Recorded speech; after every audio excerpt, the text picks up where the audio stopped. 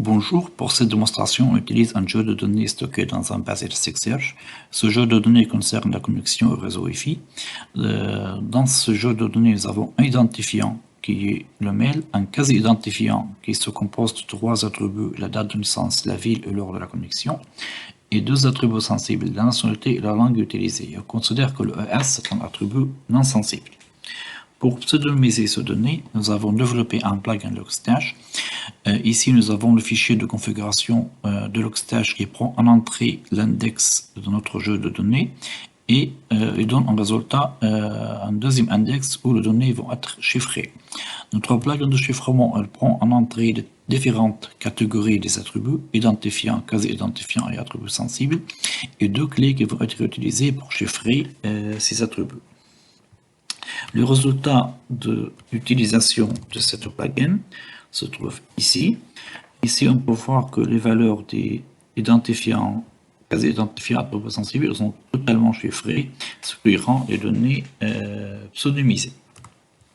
Pour retrouver les valeurs d'origine, nous avons développé un plugin de chiffrement, ce plugin il prend en entrée les différents attributs chiffrés avec leur type d'origine et bien sûr avec les deux clés de déchiffrement.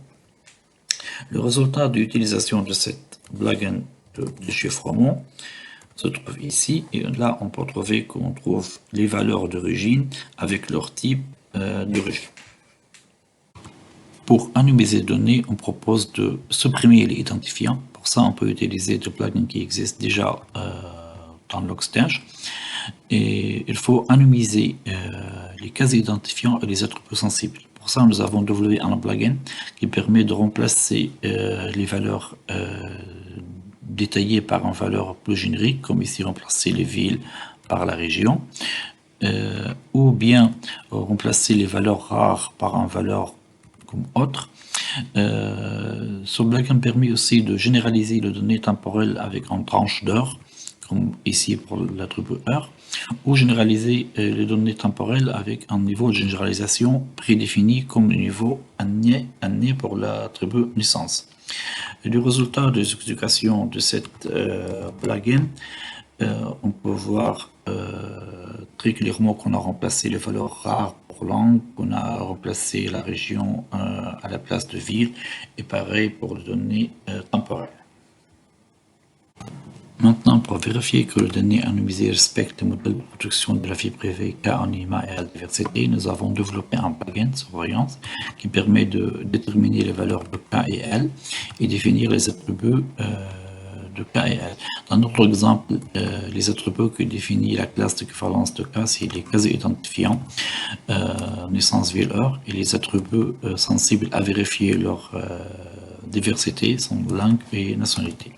Si on revient à notre donnée anonymisée, on trouve que dans la classe d'équivalence de 28 janvier, il y a une seule ligne, donc elle ne respecte pas le modèle de cas anonymat. Dans la deuxième classe de 27 janvier, il y a l'attribut nationalité qui a 3 valeurs, mais l'attribut langue il a juste 2 valeurs, donc il ne respecte pas le modèle de L diversité.